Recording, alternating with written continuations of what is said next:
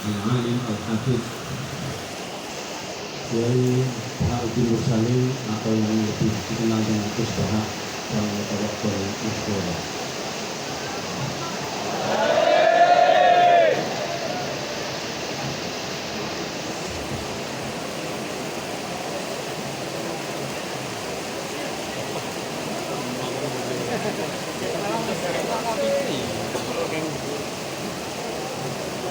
Assalamualaikum warahmatullahi wabarakatuh.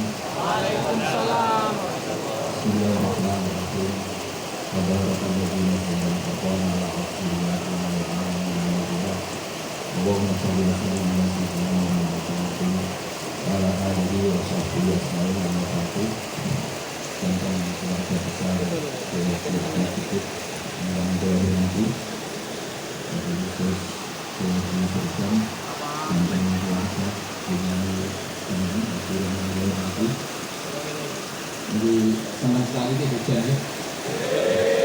Nikmati karena kata Imam Ghazali itu syaratnya orang tobat itu harus bermandi hujan karena itu akhalil halak.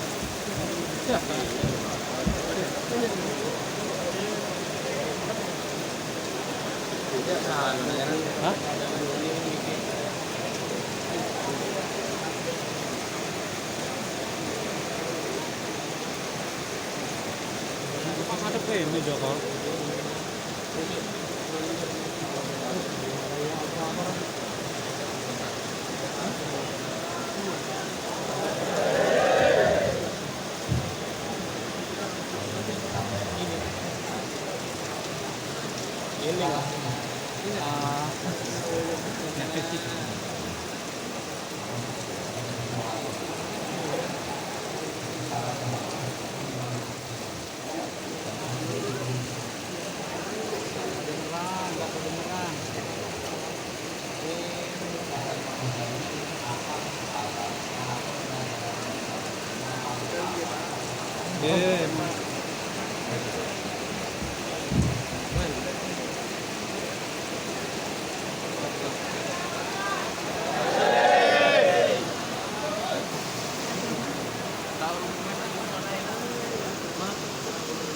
Apa?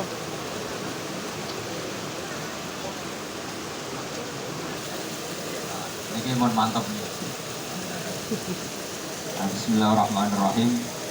Mohon betul satu ngomong iki ya, ini kok kualat loh. Kita coba kayak kertanya pangeran, kok habis danten kertanya apa? Terus dinikmati mau. Ketika Imam Ghazali di antara syarat tobat itu adus banyu udan. Terus ini bejo sing penjogon. Lah iku terus satu dosa mungkin wajah cilik. Pulau cerita sing ringan-ringan mawon. Terus acara ini Mbah Pulau ini Mbah Gerjon 6 bulan yang lalu matur teng kula. Terus kayaknya nggak mungkin dibatalkan karena siji kula wedi kualat. Yang jelas putune saiki dadi kiai. Aku pertanyaannya secara fikih ngongkon putu sing kiai itu boleh apa enggak? Boleh. Itu jawabnya itu ya jusuma al karoha. Boleh tapi apa? Makruh. Karena pulau ini termasuk fanatik fikih. Pulau ini gak ada ibu sepuh. Jadi kalau yang undang saya tidak pernah sepuh itu hukumnya memang haram. Karena saya meninggalkan kewajiban. Berarti yang bisa undang saya harus kewajiban yang di atas saya kewajiban hormat ibu. Dulu Uwais Al-Qarni itu menangi Rasulullah Shallallahu Alaihi Wasallam. Bacanya Uwais Al-Qarni, jangan salah harokat. Ya harus disukuni roh, ya Uwais Al-Qarni itu menangi Rasulullah Shallallahu Alaihi Wasallam. Tapi beliau nggak sempat sowan sama kanjeng Nabi karena ibunya itu rewel. Jadi kalau mau ditinggal sowan itu nggak boleh.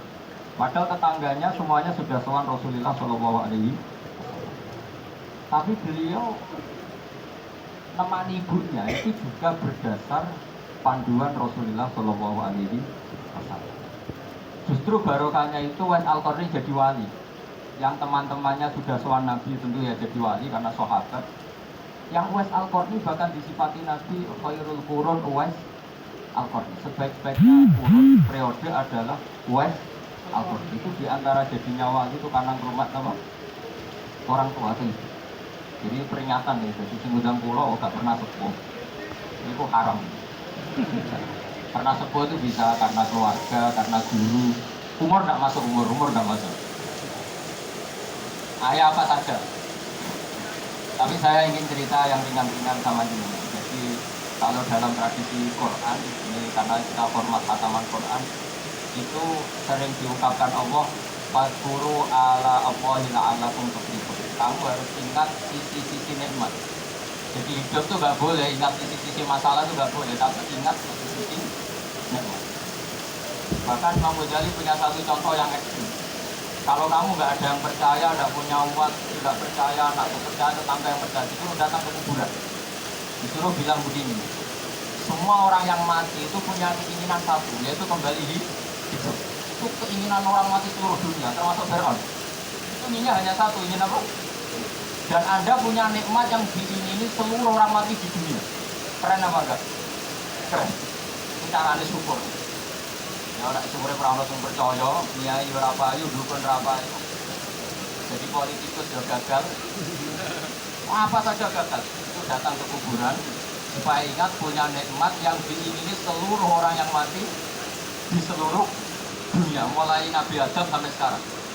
Kita punya nikmat itu, yaitu nikmat hidup. Keren banget. Jadi hidup tuh keren. Nanti kalau mati juga keren lagi. Karena mati oleh Islam dianggap akhir dari segala keburukan. Itu Islam itu mengajari kita. Kita hati-hati dari penyakit itu juga Islami, karena ikhtiar. Percaya diri juga Islami, karena kalau sampai terus melarat, nggak percaya diri, ketakutan, tambah gampang mati. Iya juga, sama milih yang ketakutan apa yang percaya diri? Aku percaya diri sama jabet itu yang diri. Ketakutan, ikhtiar, hati-hati sama ketakutan juga. Ini, sama milih mana? Nah saya mau cerita tentang hal-hal yang ringan yang menjadikan kita dekat sama Allah Subhanahu wa Ta'ala. Dulu Rasulullah SAW mengajarkan kita Allahumma ahyini ma kanatil hayatu khairan wa tawaffani ma kanatil wafatu khairan. Bagian doa disebut Allahumma ja'alil hayata ziyadatan lana fi kulli khairin wal mauta rohatan min kulli syarr. Jadi Nabi itu melatih kita optimis. Kalau kita hidup ya anggap saja menambah kebaikan. Kalau sudah tidak baik ya ingin tobat. Itu sarannya adalah hidup. Dan kalau kita mati itu juga sarana, karena dengan mati itu kamu tidak bisa nakal lagi. Berarti hidup sama mati sama-sama apa? Sama-sama keren. Sebab itu dalam Islam itu ya kalau ibadah ya inna sholati wa nusuki wa mahyaya wa mamati lillahi rabbil. Karena Islam itu tidak pernah takut hidup, juga tidak pernah takut mati. Kalau hidup ya dianggap potensi ya datang uji kelihatannya, tambahan amal baik. Kalau mati berarti rohatan ini mengkulisar akhir dari segala keburukan. Sehingga dalam tradisi kiai-kiai saya berkali-kali bilang, ono preman mati, apik dia sampai semua orang nggak sepakat. Wah, sukses ini yang apik, menang aja semua. Akhirnya kiainya bilang, saya kira sampai saya sudah jadi preman. Baru terus bilang, wah, senawatan apik, pak ya, apik. Jadi kiai itu ilmunya banyak, sama tidak usah bantah. Sebanyak-banyak sampai baca itu banyak kiai. Nah ini mondok mulai kecil sampai sekarang belum pernah boyong. Dibantah wong sing mocone nganggo terjemah itu kan naik. Kalau yang bantah Mbak Berjon saya nurut. Saya itu dulu dia itu wakil pelosok kalau mondok sarang. Saya masih mondok di sarang. Kalau musyawarah di sarang wakil pelosok itu gitu. Sering debat sama di sarang. Saya pas itu panitia. Saya tahu kalau dia itu bagus. Tapi kalau debat saya sampai sekarang itu gak jelas. Karena debat fikih itu mau pinter-pinteran ngomong.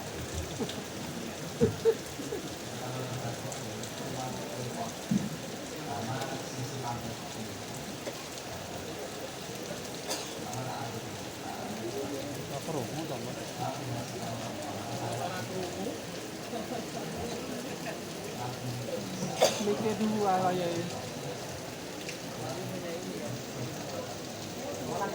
Enggak jelas. Sudah jelas.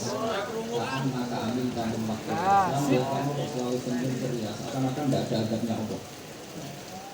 Terus Nabi Isa balas ke Yahya, mali aroka abisa kaan naka ajis tamin rahmatillah. Kamu kok merengut terus, soalnya ning dunia orang rahmat. Jadi kamu milih mana? Senyum terus apa merengut terus? Partainya hanya dua, Nabi Yahya sama Nabi Isa. Jadi khazanah itu banyak. Untuk melawan penyakit itu ketakutan itu bahaya, karena bisa mengganggu imunitas tubuh.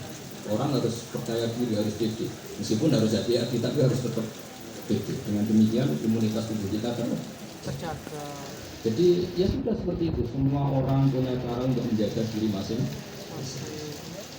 Kemudian tentang Pak Ahmad Fikri, saya tahu banyak karena dulu saya masih ingat. Ini sekaligus ijazah pada cucu-cucunya. Kalau sama anaknya berani, sama cucu-cucunya. Saya masih ingat Mbak Ahmad Fikri itu sangat loyal sama yang namanya negara. Kita tahu beliau adalah termasuk orang yang bintang ketika Muktamar Studio, ketika NU pertama kali menerima asas tunggal, yaitu kayak apa ulama-ulama kita yang mulai Mbak Ahmad Fikri, Mbak Lima Asum, Gus Dur, Mbak Ashab, semuanya termasuk Mbak Mun, semuanya loyal sama negara sehingga NU menerima asas tunggal. Itu saya masih ingat karena Bapak dulu perwakilan dari NU cabang Lasem. Beliau pernah mengundang Mbak Ahmad Siddiq di sini, zaman itu zaman Pak Gopar, zaman Pak Gopar ikut mengundang ke sini, Bapak saya. Itu saya menangi beliau misi pengajian di hallnya beliau saya, Mbak Umar bin Arabi. Jadi saya ini beliaunya Mbak Umar bin Arabi, sama dengan keluarganya di Hamid Pasuruan. Itu beliau cerita bahwa kemenangan Islam itu tidak harus kita yang menang kangelan. Kadang Allah bikin orang lain yang kangelan, kita yang ikut menang. Jadi dulu kata beliau, banyak ulama ketika kita diserang Jepang, saya masih ingat, saya karena pas itu ikut ke Lasem, karena saya sampai sarang bangun misi di Lasem, saya ikut di Lasem karena saya masih keluarga. Itu ulama-ulama itu mimpi dibacakan ayat Khulibatir rum fi adnal ardi wa hum min ba'di ghalabihim sayyidu fi bid'i sini lillahi amru min qablu wa min ba'du wa yawma idzi yafrahul mu'min.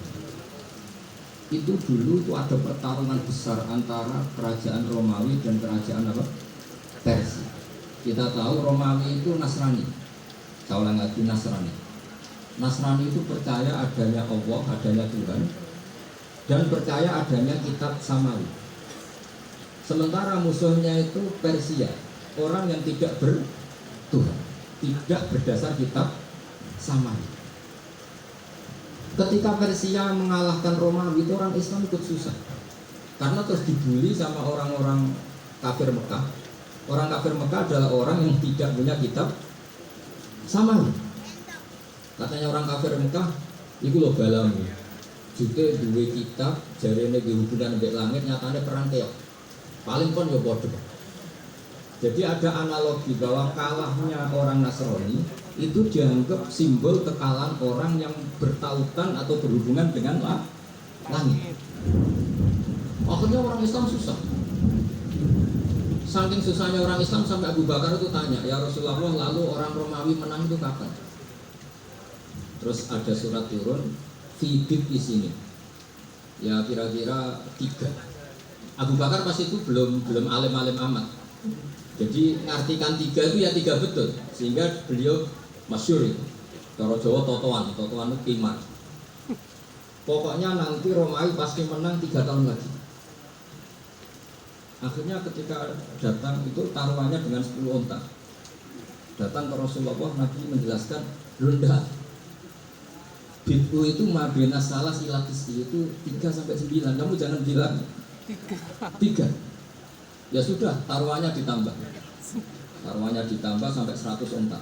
Tapi pembuktiannya enggak 3 tahun, tapi nunggu 9 tahun. Kamu jangan tanya, berarti dulu pernah taruhan halal. Zaman sebelum ngaji saya, sampai sudah sering taruhan, jadi jangan nyalahkan saya. Nanti itu ada ilmunya, namanya nasah apa? Mansukh. Dan taruhannya Abu Bakar tidak kayak sampean. Taruhan yang sangat-sangat demi Islam, bukan demi hadun nafsi. Betul.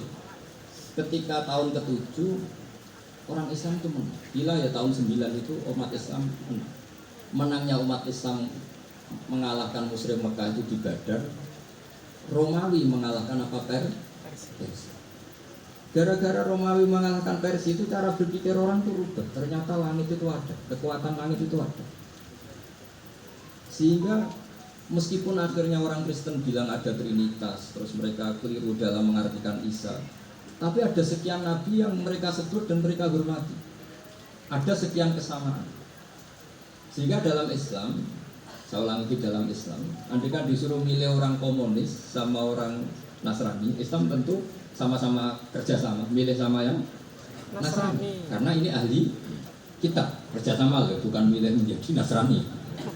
Nanti kapan salah paham, senangannya terus bully.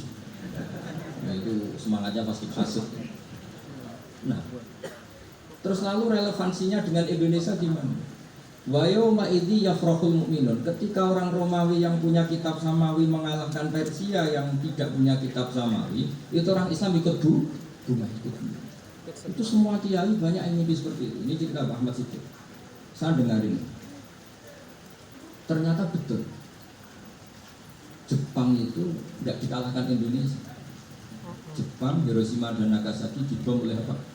Sekutu. Akhirnya Jepang pulang. Pas Jepang pulang, Indonesia merdeka. Itu dulu kiai sudah naik bahwa menangnya Indonesia itu tidak harus mengalahkan penjajah. Pokoknya nanti penjajah ada yang mengalahkan. Jadi orang Islam zaman itu tidak bisa mengalahkan Persia. Yang mengalahkan itu Romawi. Tapi orang Islam ikut gembira. Itu sebenarnya wa yauma idzi yafrahul mu'minun bi nasrillah. Jadi orang itu cara berpikir Quran itu beda. Sehingga saya ini cerita ke cucu-cucu Mbak Siddiq karena ya nasabnya sama sampai saya, karena sama-sama sampai Mbak Sambu. Bedanya keluarga saya lewat Mbak Abdul Azim, kalau yang keluarga sini lewat namanya Mbak Yusuf. Itu saudara sama Mbak Abdul Azim, sama-sama sampai Mbak Sambu. Tapi keinginan saya tentu bukan sekedar silaturahim, gagah-gagahan diceluk Gus repot. Nak ora alim ra pantes. Nak beling ra pantes. Salam template 1.000 jaluk swarga. Kok mentalane 1.000 jaluk. Kamu nginep di hotel 100.000 itu tidak cukup, apalagi untuk bayar apa? Itu nggak sopan sekali. 1 juta ya nggak bisa itu. 100 juta juga nggak jelas juga. Terus sampai mendingan nggak usah salam template. Malah nggak mungkin masuk surga. Jadi dulu yang namanya zuriyah, sampean tenang saja, nasab sampean tidak kalah dengan kita. Karena nanti setelah di kuburan itu gus-gus itu nggak penting. Semua kalau tanya bapak kamu siapa, jawabannya sama Nabi Ibrahim. Sudah parmen parlan hilang semua, sudah aman. Pokoknya nanti karena kalau nanti ditanya malaikat bapak kamu siapa, jawabnya Nabi siapa. Makanya saya itu pemuja Allah yang serius. Sama ya pemuja Allah, tapi kan kadang kurang alim. Saya ini pemuja Allah serius. Saya itu kalau ngaji, ya ngaji biasa belajar, itu sering nangis senang. Misalnya saya baca tadi, Miftahul Jannah la ilaha illallah, kunci kok dikasihkan. Kita ini masuk neraka gak mantul, tidak tahu kuncinya kok masuk ini. Harusnya kita ini masuk surga, kita kan pegang kunci surga, gak pegang kunci neraka. Maka aneh kalau kamu masuk neraka itu mana? Coba kita pegang kunci surga apa kunci neraka? Surga. Tapi ada teman saya neraka ora ono kuncinya. Karena gak ada pintunya. Terus saya bilang, kamu kok tahu? Memangnya mau ke sana kata saya. Saya tidak punya rencana tahu neraka. Karena nanti di antara syafaatnya Quran itu orang kalau mau masuk neraka tidak jadi. Ya nggak apa-apa ya, diatur sendiri. Jadi di antara syafaatnya Quran itu orang nggak jadi masuk neraka. Jadi syafaat itu ada 2, dari neraka diangkat ke surga, dan itu bisa lama itu. Nah, tapi kalau syafaatnya Quran itu yang belum masuk neraka supaya nggak jadi masuk. Karena neraka juga punya aturan, dia juga kena aturan fikih. Jadi, betul, ada dia. Jadi kena konstitusi apa? Fikih. Sama tak ceritanya syafaatnya Quran. Ada orang tuh beling itu fasik. Itu dihafal surat Tabarok. Hafal betul. Tabarakalladzi biyadihil mulku wa huwa ala kulli syai'in qadir alladzi khalaqal mauta wal hayata. Pertanyaannya gini, boleh enggak orang menginjak surat Baqarah? Boleh enggak? Enggak. Padahal orang hafal Quran itu artinya ayat itu ada di hatinya. Fa inna Allah ta'ala la yu'adzibu qalban wa al-Qur'an. Allah tidak akan menyiksa hati yang menyimpan Quran, yang jadi flashdisknya Quran, yang jadi rekaman Quran. Singkat itu orang ini hafal. Pas ketemu Mungkar Nakir prosedur kan, ini orang fasik mau diantemi sama Mungkar. Prosedur ya, dia kan prosedur standar. Si surat Tabarak akhirnya menjelma jadi seseorang yang gagah berani. Kamu nggak boleh nyiksa orang ini. Saya ini kalamullah. Kalau kamu nyiksa dia berarti nyiksa saya. Kamu berani sama kalamullah. Wah ya udah berani ya Mungkar Nakir. Tapi orang itu nakal, harus saya gebukin. Tapi kata Quran tadi, tapi saya di situ pasti kena saya. Oh debat, nggak ada lajnahnya ini nggak ikut. Kalau keserjan ikut jadi lajnah. Kalau jadi lajnah pasti kroninan. Kalau santrinya dimenangkan sendiri. Maksudnya debat. Ya sudah kita ketemu Allah. Akhirnya Mungkar Nakir sama Quran tadi surat Al-Baqarah datang sowan sama Allah. Terus kata Allah, memangnya kenapa Mungkar Nakir? Saya harus nyiksa dia karena dia fasik ya Allah. Memangnya kenapa surat Al-Baqarah? Saya ada di situ. Menurut aturan, orang tuh nggak boleh injak-injak Quran. Kalau dia nuduk saya, nuduk Quran. Itu harus dikasih tahu fikihnya Mungkar Nakir. Akhirnya Allah ngendikan gini ke surat Al-Baqarah. Ya sudah terserah kamu. Kalau terserah pulau Gusti, Mungkar Nakir nggak boleh nyentuh orang ini. Ya sudah selamat. Sehingga terus itu sampai baca di termasuk mukjizatnya surat Tabarak di tafsir Ibnu Katsir banyak. Karena tadi logikanya malaikat itu juga kena aturan fikih. Sehingga banyak ulama termasuk Said Muhammad ngendikan pertanyaan Mungkar Nakir itu tidak semua orang kenal. Kalau semua orang kenal nanti kalau tanya Nabi Muhammad, "Waman nabiyuka?" Kacau kan jawabnya. Nabi kamu siapa? Saya ini nabi. Ya kan? Dan nanti kalau pas ketemu Nabi Ibrahim, "Waman abuka?" Jadi repot kan? Makanya ada kiai yang guyon kalau ditanya, "Marok buka?" Saya ini guru tauhid sembrono. Saya ini ngajar Ummul Baro'in, kamu tanya marok buka. Masyhur itu keramatnya Imam Malik. Ada Ashabu Malik, Rajulun min Ashabi Malik. Beliau ditanya Mungkar Nakir marok buka mana buka. Imam Malik datang, ini seumur-umurnya itu ngajar tauhid. Kamu gede juga sopan. Ya kita berharap barokah sampean ngaji nanti itu. Malaikat itu anak sungkan. Dan saya meskipun guyon itu serius. Bedanya orang alim sama tidak itu di situ. Kalau orang alim itu guyon itu masih benar, masih serius. Coba saya bacakan ayatnya. Ala inna awliya Allahi la khaufun alaihim wa la hum yahzanun. Terus lahumul busyra fil hayatid dunya fil akhirah. Artinya kalau Mungkar Nakir dengan penampilan garang gitu, berarti ada ketakutan apa enggak? Ada. Padahal ciri utama walinya Allah tidak ada ketakutan. Makanya itu termasuk dalilnya Said Muhammad. Tidak semua orang alami seperti itu karena wali-wali itu la khaufun alaihim wa la hum yahzanun. Wah anak kiai itu Mungkar Nakir buat tidur bedek. Iku rezeki ora kalau pertanyaan kok nang santri piye.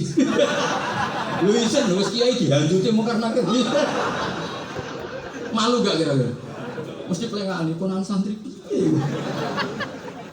Nah jawabannya gampang karena pernah ngajar tauhid.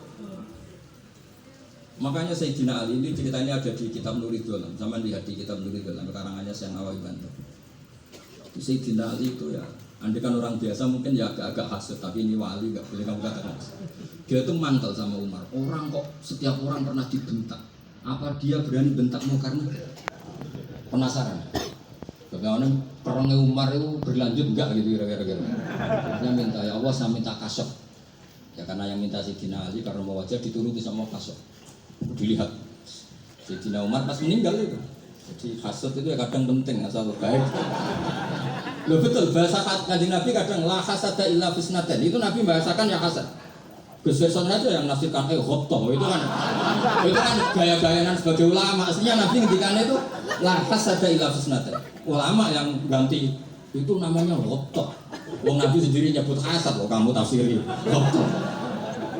Ya hasad ya hasad. Udah ada usah ditakwil pokoknya gitu. Kalau sama nggak percaya nggak apa-apa. Gitu aja kok repot. Karena sama nggak percaya kemungkinannya dua. Satu nggak ngerti. Dua sama-sama alim kan dari awal kalau sama-sama alim kan laisa li alimin ayyukal tidak aliman akhir. Kita nggak perlu saling mengikuti. Ngapain hasud? Biasa aja. Akhirnya Sidina Ali kasih. Pas Umar bangun, setelah mati kan bangun, setelah meninggal bangun. Munkar Nakir datang dengan perang yang sangat garang. Itu digambarkan Sidina Ali matanya itu kalkidril kayak apa? Pendil yang menganga. Wah seru. Sidina Ali senang, paling takut ini Umar. Senangnya bukan wah ini mesti takut Umar. Biasa. Ternyata enggak, Umar malah bangga. Wah Munkar Nakir. Kamu tahu menghadapi siapa?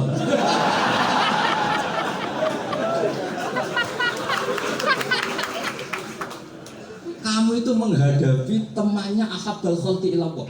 Yang diandalkan temannya bukan dia. Kamu tahu yang kamu hadapi, saya ini teman kekasihnya Allah.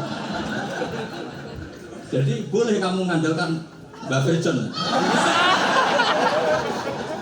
Tapi nanti risikonya mungkin akan ditanya, itu Virgin siapa? Nah itu masalah ya kan. Makanya syaratnya wali itu harus ma'rufun fis sama. Di langit sudah populer. Makanya dulu ada orang yang saking seninya Abdul Qadir ditanya apa saja jamnya Abdul Qadir Ajilan. Itu aman karena beliau populer. Makanya program kita harus populer dulu di langit. Nah, itu nanti kalau dicatat oleh santri-santri gak apa-apa. Kalau gak populer nanti kerjaan, itu siapa? Masalah ya. Umar itu yang dibanggakan itu, kamu tahu saya siapa? Ya tidak tahu, saya ini temannya kekasihnya Allah. Temannya Muhammad, iya Muhammad Rasul. Wah mikir waduh. Hebat. Ya, di dunia aja gitu kan, temannya presiden, temannya panglima, apalagi ini temannya Sayyidul Awalin wal Akhirin. Di dunia aja bilang temannya presiden, menteri, orang sudah takut, apalagi ini temannya Sayyidul Awalin. Yang karena terus konfirmasi sama Allah, gimana ya Allah ini ngadepi. Sebetulnya yang diandalkan itu temannya, bukan dia. Nah, akhirnya sama Allah dibilang, ya bu, ya sama seorang seperti itu gue yang sopan. Terus semenjak itu Munkar Nakir itu gak selalu berpenampilan seperti itu sangat. Jadi, semoga itu konsisten sampai nanti. Jadi kamu kalau ingin gak takut Munkar Nakir jadi wali. Karena syaratnya tadi hanya wali sing la khaufun alaihim wa la yahzanun lahumul busyra fil hayatid dunya fil akhirah. Jadi orang itu kalau ngaji itu harus khatam. Jangan semuanya kena pertanyaan. Nanti kalau semuanya kena pertanyaan nanti repot. Kalau Nabi Muhammad ditanya waman Nabi juga. Nabimu siapa? Lalu kan terus jadi aneh. Jadi makanya ngendikan Sayyid Muhammad semua ulama lah. Enggak ada am kecuali ditaksis. Kecuali sifatnya Allah. Misalnya bikulli syai'in alim ya benar-benar bikulli syai'in. Tapi kalau am semuanya pasti ada taksis. Meskipun dalam muhawarah muhadasah biasa. Misalnya contoh gampang istri kamu baru seneng kamu, mas nak pengen apa-apa itu lapor aku gak apa-apa mas, mesti aku seneng sama lapor. Ibu dia aku pengen wayo. Wah langsung jadi apa wae? Mesti apa wae maksudnya kecuali itu. Padahal kalau ngomong mas sampai ingin apa saja tak dukung. Terus sampai bilang pengen gue itu wayo. Kira-kira disetujui enggak? Sama seperti kita kalau punya teman akrab, wah senang omahku gak apa-apa, anggap omahmu dewi. Terus mlebu kamar. Jadi tidak ada am kecuali di ditaksis. Artinya kalau ada cerita bahwa orang mati pasti ngalami ditanya Munkar Nakir, itu pasti ada am yang ditaksis. Itu pasti tidak dialami para anbiya, para auliya. Karena ciri utama wali itu la khaufun alaihim wa lahum. Kemudian saya yang mau cerita supaya sampean bisa menghadapi dunia global ini, tak bawa tafsir Munir termasuk tadi. Kenapa orang Islam Rasulullah SAW itu lebih senang kalau yang menang itu orang Nasrani Romawi ketimbang yang menang itu orang Faris, dalam hal ini ateis. Karena orang ateis itu lebih ngeri. Sebetulnya beberapa penemuan sains, terutama di ilmu medis itu orang Amerika, kayak cloning. Tapi orang Amerika itu masih dilarang oleh gereja untuk mengaplikasi. Karena nanti bayi cloning itu dipakai suku cadang. Di Amerika masih ditentang oleh fatwa-fatwa agama, baik Islam maupun Kristen. Tapi di Cina itu dipraktekkan karena nggak ada halangan agama. Di Cina itu biasa ada kondom diolah lagi jadi alat-alat aksesoris. Di Amerika tidak ada karena masih ada agama, masih ada larangan. Sehingga orang Islam itu lebih takut kalau yang menang itu Persia karena terus cara berpikir ternyata Tuhan itu udah ada, langit nggak ada perannya. Jadi ketika yang menang Nasrani masih berpikir itu pertolongan Tuhan, meskipun mungkin cara mengatakan Tuhan beda dengan kita. Tapi ada satu kesamaan bahwa kekuatan samawi itu ada. Jadi disebut ghulibatir rum fi adnal ardi wa hum min ba'di waladihim salam. Di sini diterangkan oleh Syekh Nawawi supaya kamu tidak salah paham. Sebetulnya kamu katakan misalnya wah itu paham liberalisme, sebenarnya saya tidak tersiksa. Cuma takut yang mengatakan seperti itu cek goblokir atau ngaji gitu. Itu ada masalah saya. Ini saya baca ini karangannya Syekh Nawawi karena tadi kata Mbak Firjon ngaji itu harus sama orang yang bersanad. Saya ini kalah sama beliau itu berkali-kali. Secara nasab saya harus manggil Mbak. Secara silsilah ilmu saya juga kalah. Saya sering disowani sama cucu-cucu Syekhona Khalil. Kiai Siddiq itu termasuk murid dekat beliau Syekhona Khalil. Kalau itu berarti kan Gus Firjon, Ahmad, terus Mbah Siddiq. Mbah Siddiq ngaji Syekhona Khalil. Syekhona Khalil itu pernah ngaji langsung sama Sayyid Zaini Tahlan. Berarti beliau dari Sayyid Zaini Tahlan itu baru generasi kelima. Sementara saya itu sudah ketujuh atau keenam. Saya, Mbah Mun, Mbah Karim misalnya, Mbah Hashim, Mbah Mahfud Termas, Sayyid Abi Bakar Sato yang arahnya anak itu Tolibun, baru Sayyid Zaini Tahlan. Berarti saya ketujuh, kalah lagi. Tapi untuk jadi wali biasanya cepat saja. Karena syaratnya jadi mbah itu ngalah demi itu. Jadi kalau beliau ngotot, saya dulu Gusti, saya mbahnya. Wah itu mbah yang nggak baik. Berarti jatahnya dikasihkan apa? Cucunya dulu. Makanya Abdul Muthalib itu orang yang dapat wangsit, tapi yang jadi nabi itu cucunya. Jadi dalil saya banyak. Sebenarnya Abdul Muthalib itu sudah sering dapat wangsit. Karena saya bacakan wahyu Nabi yang protes, mbak Nabi kok dapat wahyu. Tapi sebetulnya Abdul Muthalib masyhur. Kalimat-kalimatnya menunjukkan bahwa beliau itu sudah dapat wahyu. Kalau nanti cucunya itu jadi Nabi. Makanya senangnya bukan main Abdul Muthalib sama Rasulullah. Putu seneng, mbah seneng putu. Jadi mungkin, jadi sampean rasa protes loh. Yang jadi wali kok cucunya. Betul. Dulu Mbah Hamid Pasuruan itu kalau Mbah Ahmad Siddiq ke sana, Mbah Hamid Pasuruan kalau manggil Mbah Ahmad Siddiq itu paman.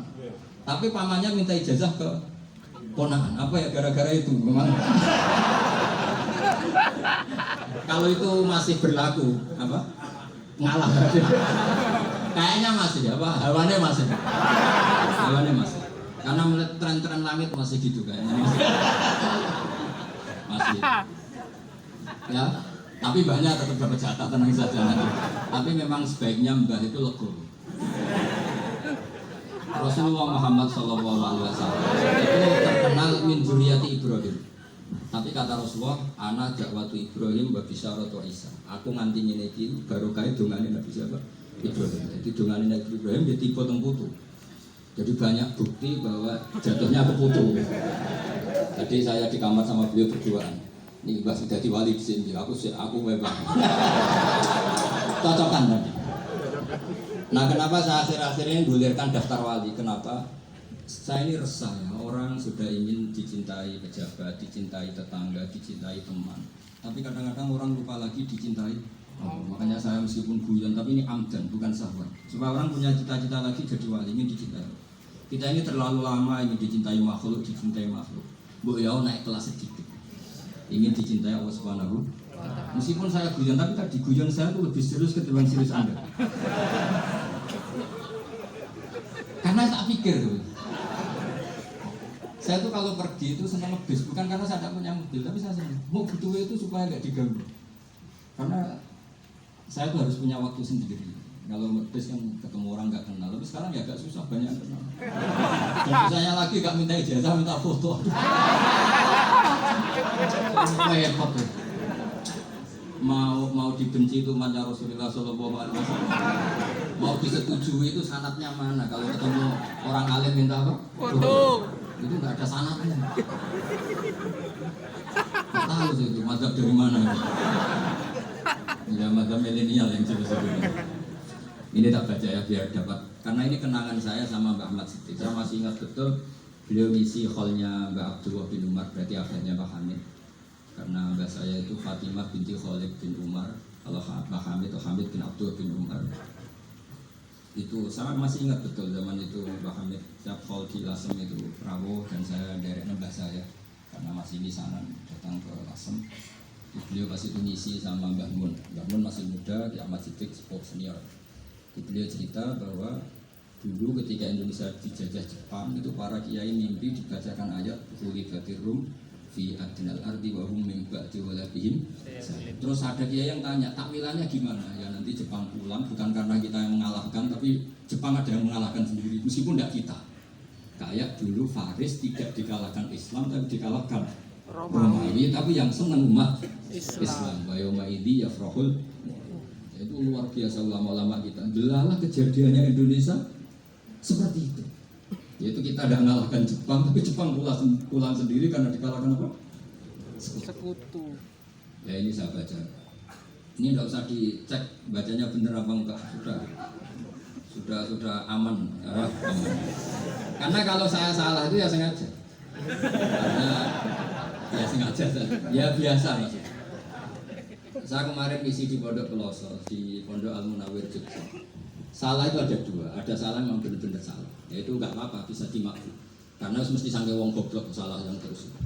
Ada salah bawaan ilmu, itu repot tuh, udah ini. Karena misalnya kita yang biasa belajar qiraat asapah, wayah siburu, mesti diulang lagi wayah saburu. Karena qiraatnya Imam Asim itu hasibah ya sabur, di fathis sin. Sementara kita kalau ngaji kitab ulino, yasib. Sehingga kita yang biasa belajar sapah itu kalau baca kitab itu kayak orang bingung. Kadang-kadang yang ngaji juga bingung. Gus Pak mau bulan ini, ya tepat-tepatan. Ada yang mengatakan Gus Pak bingung, ada yang mengatakan Gus Pak alim-alam ya tepat-tepatan nasib. Karena memang ya sapah memang seperti itu. Misalnya kufuan itu Imam Asim baca kufuan. Tapi beliau punya murid namanya Syu'bah. Itu kalau baca kufan. Makanya kita itu, ini kan khataman Quran ya, jadi saya menyinggung sedikit tentang itu asal. Jadi beliau juga sudah tak kasih kitab saya, Sudhuna Liya dan Ustaz. Sama tak ajari latihan sapah, memang angel. Makanya yang nggak bisa itu orang pinter. Sudah tahu angel ya nggak usah diteruskan. Orang menghindari barang angel itu pinter apa goblok? Pinter. Berarti orang goblok? Pinter. Saya tuh makanya sama orang goblok tuh respect. Jadi orang alim tuh angel apa gampang? Angel. Menghindari barang angel pinter apa goblok? Pinter. Loh, orang menghindari barang angel pinter apa goblok? Pinter. Berarti orang goblok? Pinter. Jadi saya sama orang goblok itu respect. Sudah tahu jadi orang alim angel ya, barang angel ya harus dihindari. Makanya saya ini insya Allah umatnya Nabi yang termasuk yang terbaik. Karena mencintai umatnya Nabi termasuk yang goblok. Itu tidak gampang ya. Karena tadi sudah tahu ya, seperti itu loh, orang naik panjat pinang itu yang naik karena ingin hadiah. Yang nonton sudah tahu, wah licin kok dinaikin mau keplot ya. Tapi orang sepakat yang nonton juga pinter karena sudah tahu dibet kok. Tukun yang pasar kena laupong enak. Sama juga gitu. Ngalim tafsir, ngalim fikih, ngalim ngaji ngerekam kan gampang. Itu pinter apa goblok? Pinter. Iya. Makanya kalau ini mbok burohno ngono tok. Saya tadi dinasihati Mbak Firjan, muga-muga hati saya selamat. Saya itu meskipun kata orang banyak, muhibin saya banyak, tapi saya insya Allah tidak riya. Saya itu pakai kitab namanya Tasbihul Fuad, itu karangannya Syekh Abdul Haddad. Ketika beliau punya muhibin banyak ditanya, bagaimana ya Habib Anda menjaga hati Anda? Sebenarnya Syekh Abdul Haddad itu unik. Innama azzamu Allah. Mereka itu sebenarnya menghormati Allah, cuma butuh saran, dan itu saya. Jadi saya tahu sama semua itu mencintai Quran, mencintai Sunnah Rasul, mencintai hadis-hadis Rasul. Cuma sama kan karena gak paham, terus manfaatkan saya. Jadi sebenarnya saya ini korban. Jadi saya mau riak di mana, korban dong mau. Bangganya di mana? Coba sampean misalnya ngaji tafsir, belajar sendiri kan susah. Terkitnya susah, maknanya susah, bahkan beli kitabnya kadang tidak kuat. Untuk jadi alim tafsir itu kan harus beli kitab. Misalnya sering biasa kitab 7 juta. Tafsir Tobari, saya pernah beri kitab Fakhrur Razi itu berapa coba? 27 jilid. Karangannya Fakhrur, belum karangannya ulama modern, Imam Sa'rawi. Itu berapa jilid? Itu juta. Saya kemarin juga dihadiahi kitab Pak Quraish Shihab namanya Faidul Bari fi Sahih Bukhari. Pak Quraish Shihab yang terkenal. Dia sering diskusi sama saya. Ngasih hadiah beliau ngasih hadiah. Oh itu harganya nggak kuat. Tidak kuat kadang di Indonesia nggak ada coba. Dan sama orang hebat menghindari kesulitan itu. Yang kesulitan itu, sekitar ngaji ikut, kalau nggak paham, diukor naik rekamannya sudah. Pinter mana sampai nama saya? Pinter sampean. Bikin sosis susah, beli aja kok. Makanya nggak boleh orang bilang, wah goblok reso tafsir itu wong pinter.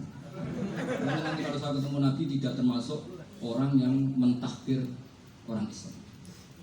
Kafabil mari isman ayatir akal muslim. Jadi cukup orang itu dosa kalau menyepelekan orang Islam. Termasuk darahnya sama goblok itu dosa.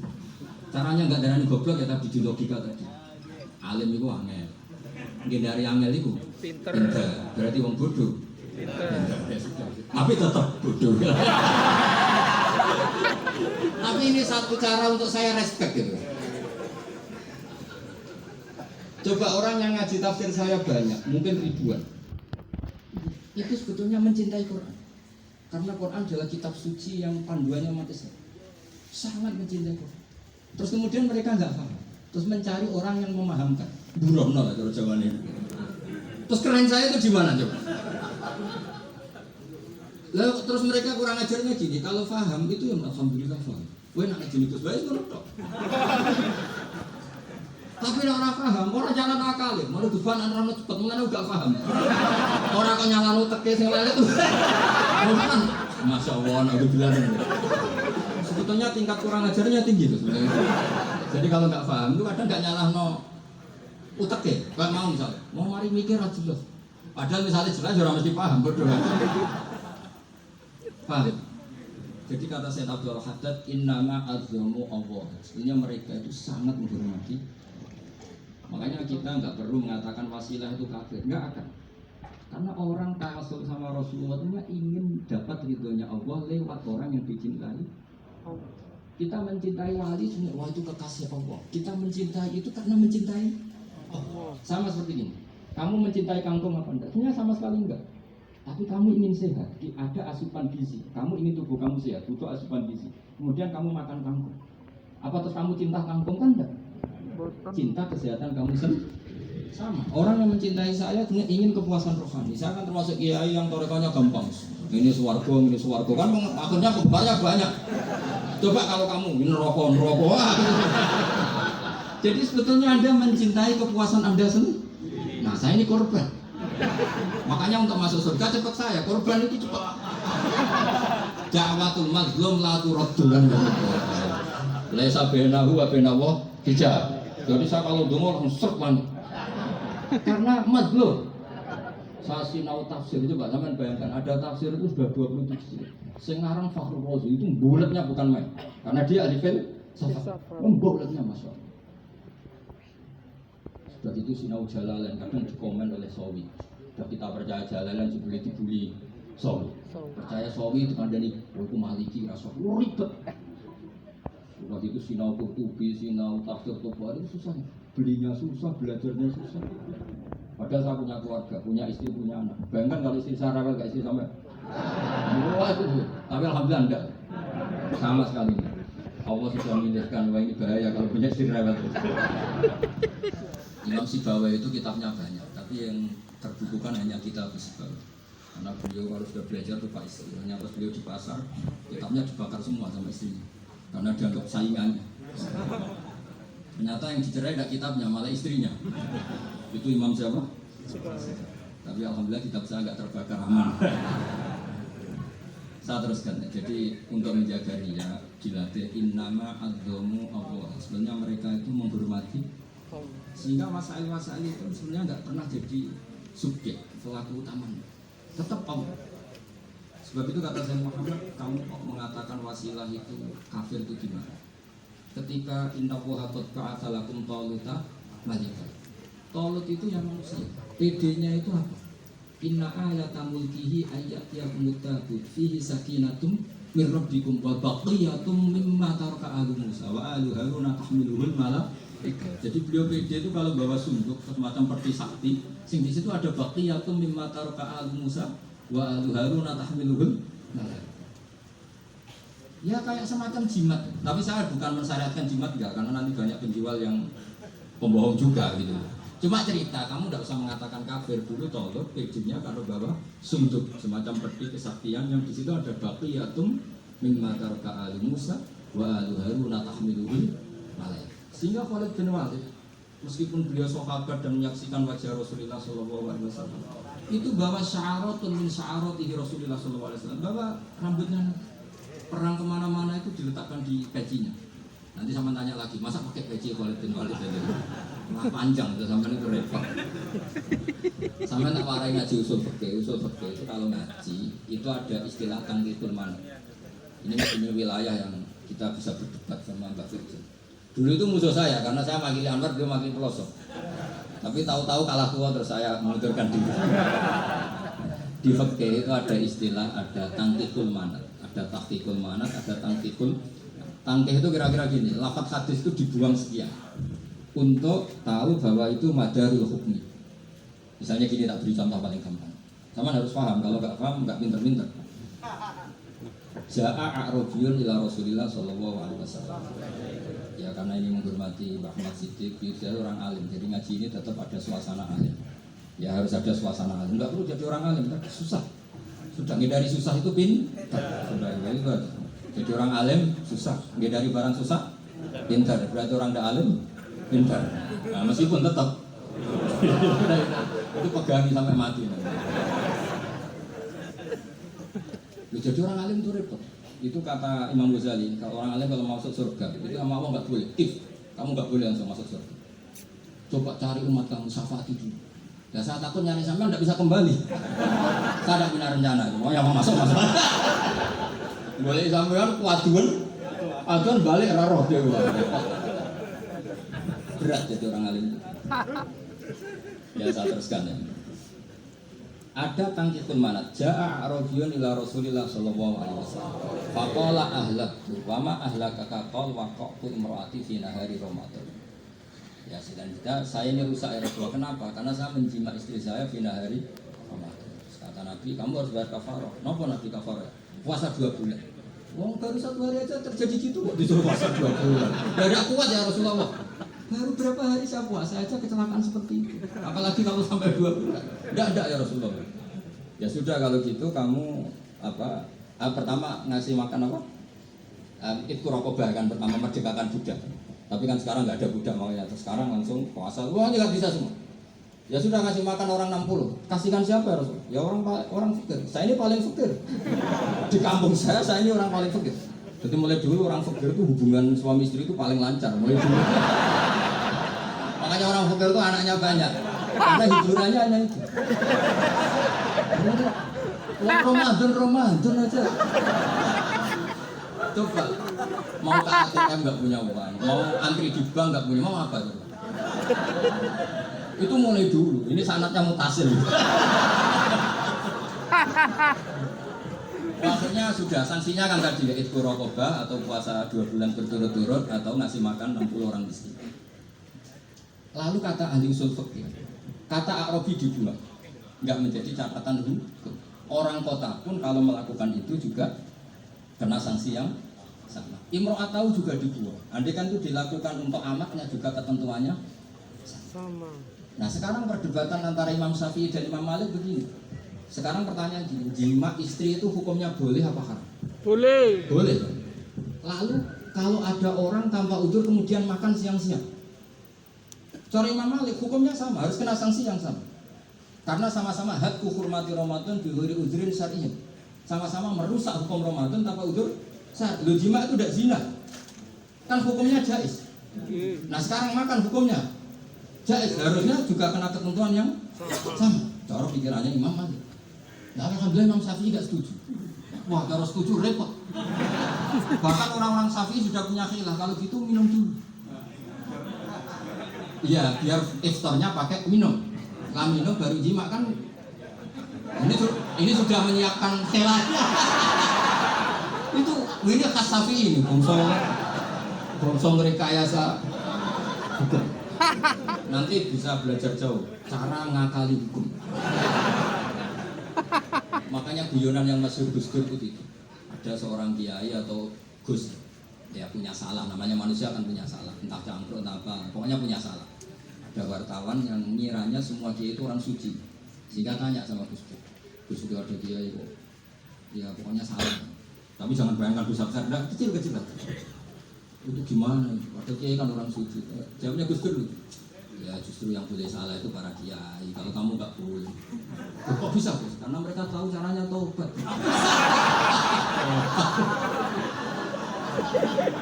Kalau kamu nggak tahu caranya, sama pelanggaran hukum itu ya harus pakar-pakar hukum. Itu yang tahu caranya rekayasa. Kalau kamu ya kena pasal kan ya. Jadi kamu jangan niru saya ini punya sekian cara untuk nah, itu namanya khilaf. Makanya kata Sayyid Muhammad, kamu tidak usah anti khilaf. Karena Abu Hanifah itu membolehkan khilaf. Kita khilaf. Yang penting kamu soleh. Setelah soleh nanti Allah maafin. Soleh dulu, syaratnya soleh dulu. Kalau tidak soleh jangan. Contohnya gini, ada orang mau puasa lemes sekali, mau makan. Gampang. Kalau langsung makan kan kayak hatu hormati Ramadan di Wiru Idrin Sari. Aku langsung merajin beras sewan Mbah Firjo. Sudah status saya kok musafir. Sudah berangkat aja sampai Tuban makan. Nanti kalau nggak jadi ya nggak apa-apa sudah. Mulai pergi sudah musafir. Saya nggak tahu nanti malaikat tertarik buki nggak tahu. Tapi itu ada khilaf asal soleh. Karena kata Sayyid Muhammad dan semua kitab mengatakan itu. Kalau sampai nggak tahu ya kebablasan. Nabi Ayub, yang nabi yang terkenal budikan itu Ayub. Itu yang Israiliyatnya akan seru. Budikan dikukur gak kereweng itu terlalu lah kali itu. Untuk kereweng kunti, uning Arab orang kereweng itu sudah masalah. Ya. Sehingga cerita Nabi Ayub ketika diasingkan kaumnya itu kan nggak punya sumber makanan. Lah orang lelaki itu mulai dulu egois. Istrinya Nabi Ayub itu cantik sekali, udah cantik rambutnya bagus. Makanya kamu nggak usah tanya kenapa istrinya dia banyak yang cantik. Ya kan baru satu lambian, nggak boleh. Kalau nggak cantik ya baru satu lambian dari segi balak. Istrinya Nabi itu semuanya cantik. Nggak usah tanya sebabnya apa, pokoknya gitu. Singkat cerita, beberapa kali istrinya Nabi Ayub itu kerja demi bisa nafkahi Nabi siapa? Suatu saat itu tidak ada pekerjaan yang cukup untuk beli roti. Satu-satunya peluang dapat rezeki itu putrinya raja itu rambutnya berondoli. Terus ada sayembara siapa yang rambutnya bagus mau dibeli. Sampai rambutnya istrinya Nabi Ayub itu dijual. Nabi Ayub tersinggung karena itu mengurangi kecantikan. Jadi lelaki mulai dulu gitu. Udah nggak urun kalau istrinya nggak cantik itu komplain. Itu khasnya lelaki. Jadi kalau kamu gitu ada sanadnya juga, tenang saja. Komplain Anda bergaul. Saking mangkalnya Nabi Ayub terus ngendikan la adriban naki mi atas sautin. Kamu akan saya pukuli dengan mi atas sautin atau dengan 100 cambuk atau mi atas diktin atau mi atas apa sesuai konteks zaman. Gue namanya pecut tuku konting kok ribet lagi. Singkat cerita akhirnya ketahuan bahwa istrinya menjual itu demi Nabi Ayub. Allah nggak ridho kalau kekasihnya yaitu istrinya Nabi Ayub wis perjuangan kayak gitu malah kena hukuman. Tapi Allah juga nggak ingin kekasih yang bernama Ayub melanggar sumpah. Padahal beliau sudah sumpah wallahi demi Allah nanti tak pukul dengan 100 kali. 100 kali dengan lidi lah misalnya, contohnya gampang tuh lidi. Akhirnya sama Allah dikasih satu solusi. Wahud biyadika dustan fadrib bihi wala tahnas. Ya sudah lidi itu ikat jumlahnya 100. Terus pukul sekali saja, anggap saja sudah 100. Iku pangeran sing wari ngakali ngono pindah. Tapi syaratnya soal, syaratnya soal. Jadi kalau kamu anti khilaf, berarti anti ajarannya Allah di ayat itu. Wahud biadikatifan sadribihi wala. Itu dulu ada, ini cerita di Ithaf. Ini cerita terakhir, ini sudah, teman jangan nama sudah. Terus pengumuman tadi yang nggak pernah sepuh utang saya itu haram. Karena tadi saya punya kewajiban di rumah yang bisa menggugurkan dan kewajiban yang lebih besar. Lebih besar itu ya tadi bisa pernah guru, pernah sepuh. Yang jelas gak umur. Umur sampean menangkap itu. Tua-tua ini serepot itu. Ada raja itu ganteng kaya, senengannya nikah perawan cantik. Itu semua kampung mesti kenal. Mungkin di gilir di pokoknya. Suatu saat ada pemuda suka sama perempuan yang di kampung, cantik sekali. Kemudian pemuda ini ternyata pekerja di kerajaan. Tiap hari ditanya, wah itu yang di kampung yang cantik siapa? Mau saya nikahin itu? Wah bahaya, saingannya raja. Jadi yang dibidik pemuda tadi itu saingannya raja. Si raja ini orang yang namanya raja kan gengsinya tinggi. Kaifatan kihuha wa kotroa itu kot balaha roju. Pokoknya tadi saya tuh pernah melihat dicium lelaki. Wah gak mau. Gak benar, kadung ditambungkan waktu kotbal harujul. Saya pernah melihat sendiri kotbal harujul dicium oleh lelaki.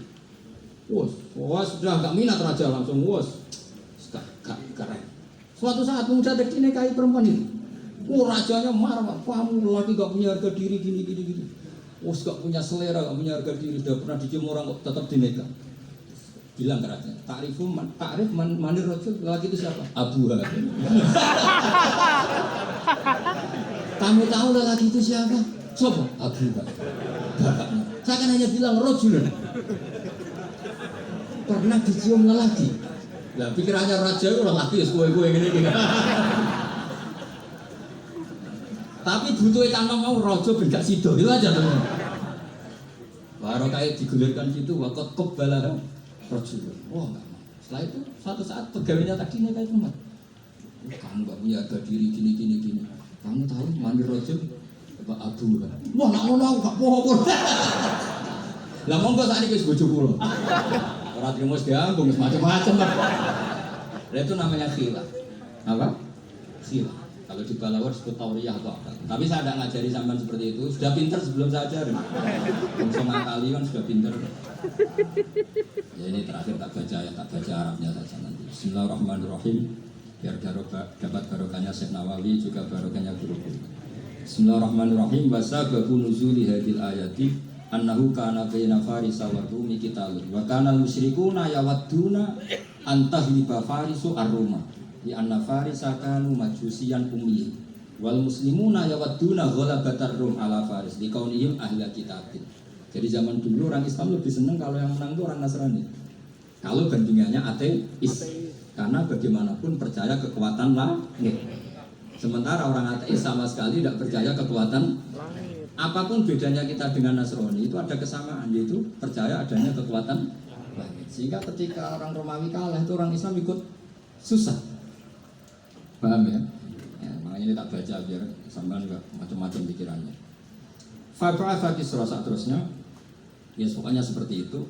Akhirnya Rasulullah SAW berdoa lebih senang yang menang itu Rom karena ahli kitab. Artinya apa? Kemenangan ahli kitab adalah kemenangan makhluk atau hamba Allah yang mentautkan kekuatan kita di bumi dengan kekuatan langit. Makanya saya berharap selain kita ikhtiar medis, kita harus memperbanyak istighfar. Bagaimanapun semua itu dari Allah Subhanahu wa Ta'ala. Kita menghormati negara dengan ikhtiarnya, tapi saya mohon sekali kita juga istighfar, karena semua itu juga ditentukan oleh Allah. Ya, saya kira demikian. Assalamualaikum warahmatullahi wabarakatuh.